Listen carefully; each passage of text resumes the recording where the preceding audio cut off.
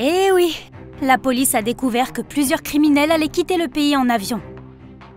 Malheureusement, personne ne savait à quoi ils ressemblaient, ni combien ils étaient exactement. 4 hommes suspects ont été placés en détention et leurs bagages ont été inspectés. Sauras-tu deviner lequel est innocent ?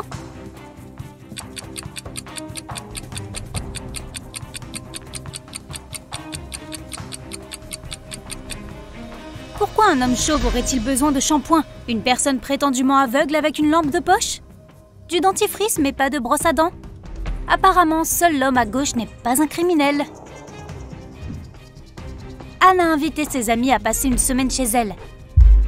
Les jeunes gens s'amusaient comme des fous. La veille du jour où ils devaient partir, un terrible orage a éclaté. Il pleuvait à verse. Les vents violents brisaient les arbres, arrachaient les lignes électriques et provoquaient des pannes de courant un peu partout.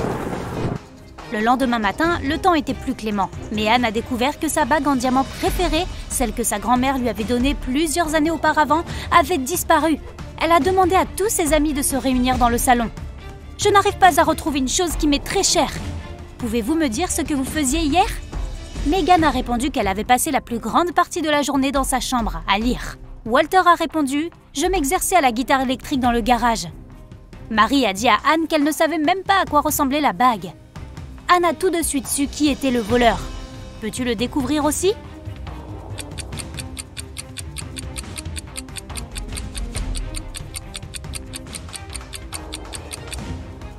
Il y a eu une panne de courant. Cela signifie que Walter ne pouvait pas jouer de la guitare électrique. Et Anne n'avait pas dit que l'objet volé était une bague. Alors comment Marie le savait-elle? Walter et Marie ont volé la bague ensemble. Le gérant d'une bijouterie a appelé la police. « À l'aide !» a-t-il crié. « Mon magasin a été cambriolé !» Lorsque les agents sont arrivés sur place, l'homme était introuvable. Soudain, ils ont entendu quelqu'un frapper à la porte. Ils n'avaient pas remarqué tout de suite cette porte, car elle était cachée dans un angle. En la déverrouillant, ils ont découvert un homme. C'était le gérant. « Quelqu'un m'a enfermé ! Ce doit être un des employés du magasin !» Les policiers ont demandé à l'homme d'appeler ses employés. Ils allaient les interroger. Une seconde, je ne trouve pas mon téléphone. Ah, le voilà! Avant que le gérant ait le temps de composer un numéro, les agents l'ont arrêté. Pourquoi?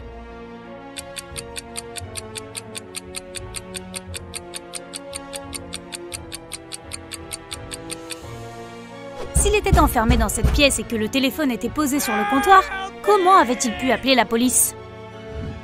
L'inspecteur de police Thomas Davis marchait dans la rue un soir d'hiver. Soudain, il a vu une personne portant un masque noir se faufiler hors d'une maison par la fenêtre.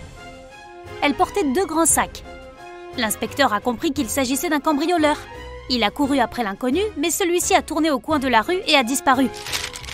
Thomas a compris que le criminel s'était caché dans une de ces maisons. Mais laquelle?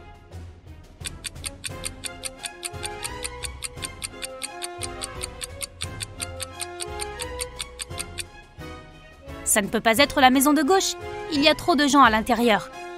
Il n'y a pas de traces de pas dans la neige menant à la maison de droite. Cela signifie que personne n'y est entré depuis un bon moment. Ce qui ne nous laisse que la maison du milieu. Nathan s'est faufilé hors de chez lui tard dans la soirée pour aller retrouver sa petite amie. L'adolescent pensait qu'il était extrêmement prudent et silencieux. Mais toute sa famille était au courant de son plan. Ils savaient que le garçon rentrerait à minuit. Ils ont décidé de faire un pari. Celui qui verrait Nathan en premier lorsque le garçon commencerait à escalader la clôture serait le gagnant. Pas de corvée pendant 1 semaine. Pour ne pas s'endormir, le papa de Nathan a allumé la télé. Le grand-père de l'adolescent s'est installé dans le salon pour lire un livre. Sa grand-mère est allée dans la cuisine pour préparer une pizza. Et la mère de Nathan est allée dans sa chambre, s'est assise sur le sol et a commencé à méditer. Qui verra Nathan en premier lorsqu'il reviendra ?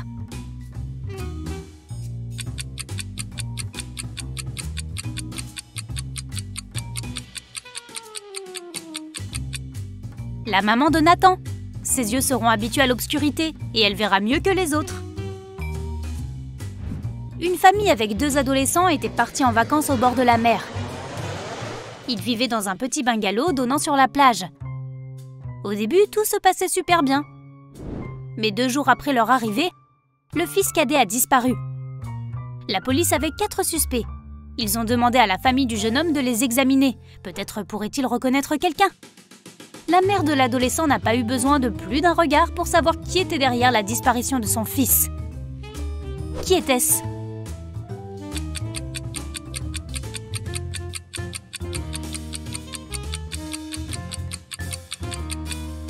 C'est l'homme qui porte la casquette de baseball du garçon disparu. Carl, héritier d'une immense fortune, a été retrouvé inconscient lors d'une fête endiablée. Sa sœur Sarah l'a découvert dans la salle de bain. L'homme était allongé sur le sol, presque sans vie. Sarah a immédiatement appelé une ambulance et la police.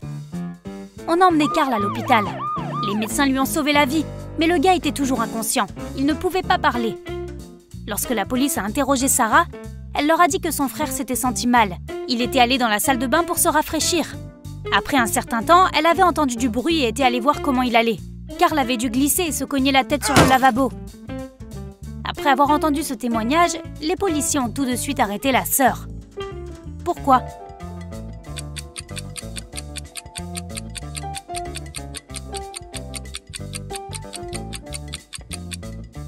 D'abord, cela s'est passé pendant une fête bruyante. Comment la fille avait-elle pu entendre un bruit suspect ? De plus, Carl était couché trop loin du lavabo qui se trouvait de l'autre côté de la salle de bain. Regarde cette photo et essaie de deviner qui vient du futur.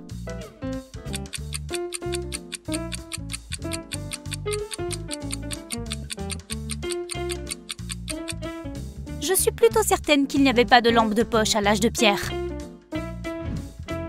Tous les employés du bureau, Janice, Brian, Teresa, Sébastien et Robert, gardaient leur déjeuner dans le frigo de la cuisine. Le vendredi, Janice a ouvert le réfrigérateur pour prendre le sandwich au jambon et au fromage qu'elle avait apporté de chez elle. Mais il avait disparu. Quelqu'un avait mangé son déjeuner. Qui était-ce ?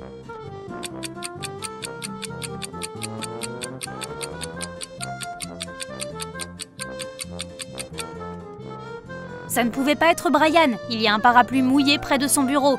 Il venait juste d'arriver. Teresa est végétalienne. Elle ne mange ni fromage ni jambon.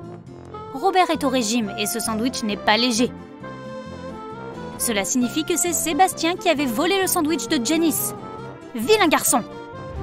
En arrivant au travail, Joe a vu que son coffre était ouvert. Tout l'argent et les documents importants qui s'y trouvaient avaient disparu. Il a immédiatement appelé son ami, le détective Callum. Lorsque l'homme est arrivé, Joe lui a dit « Je pense que le coupable est l'un de mes employés.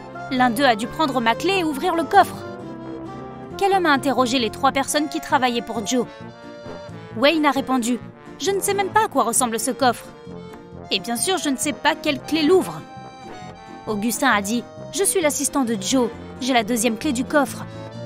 Mais j'étais en vacances et je viens de rentrer. » Et Julia a simplement dit « Je ne peux pas le prouver, mais ce n'est pas moi. » Qui ment?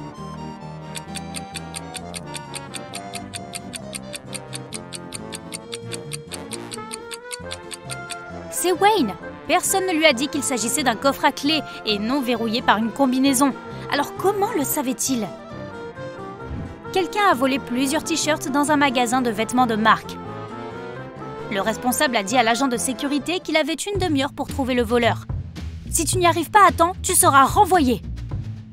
Le garde s'est empressé d'aller regarder les images de la vidéosurveillance. Heureusement, il a réussi à trouver qui était le voleur avant que le temps ne soit écoulé. Et toi, sais-tu qui c'était?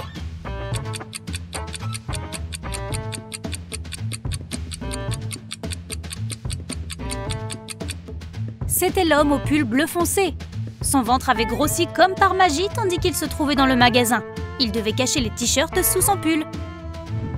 Regarde cette photo et essaie de comprendre ce qui cloche.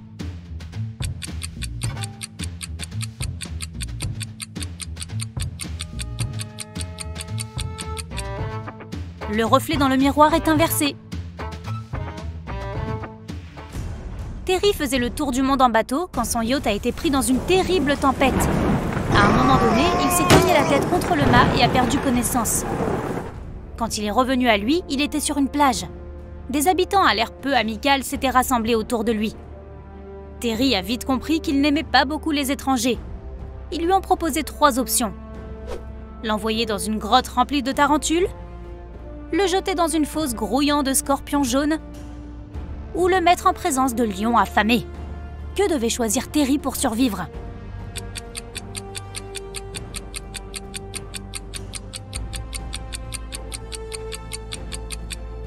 Il devait choisir les tarentules. Ces créatures ont l'air terrifiantes, mais elles sont généralement inoffensives pour les humains.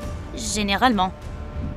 Le capitaine Jack était un pirate redouté qui avait pillé des milliers de navires. Il y était parvenu à l'aide d'une seule petite astuce. Elle lui permettait d'approcher n'importe quel navire, de n'importe quel pays, suffisamment près pour pouvoir l'aborder. Quelle était cette astuce?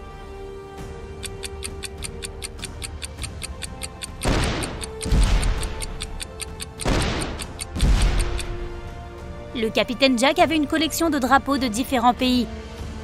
Au lieu de hisser le classique drapeau noir des pirates, il choisissait le drapeau du pays d'où venait le navire. Cela lui permettait d'y accéder immédiatement. Dans quelle situation as-tu le plus de chances de survivre? Si tu tombes d'un immeuble de 10 étages ou si tu tombes sur des serpents terrifiants?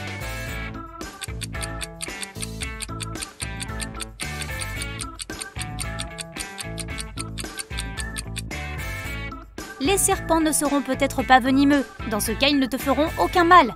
Mais si tu tombes d'une telle hauteur, eh bien, seul un miracle peut... Non, rien ne pourra te sauver. Allez, salut!